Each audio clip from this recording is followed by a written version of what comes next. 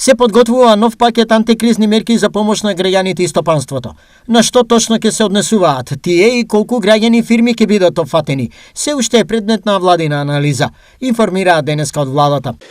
При крај дизајнирањето на новиот пакет, мерките ќе бидат насочени првенствено за ранливите групи граѓани кои имаат најголема потреба за помош, но и дел од мерките ќе бидат насочени токму кон стопанството. Оттаму информираат дека сите досега креирани мерки ги далеа очекуваните резултати, што дава за право да се верува дека така ќе биде и овој пат, сметаат од владата. За исправноста на сите потези досега и начинот на кој што беше менаџирано со оваа криза која што трае од минатата година, докасе претходните пакети мерки, така што да очекуваме на една од наредните владини седници да се расправа за оваа точка. За новиот антикризен пакет мерки со ребалансот на буџетот се обезбедени 76 милиони евра.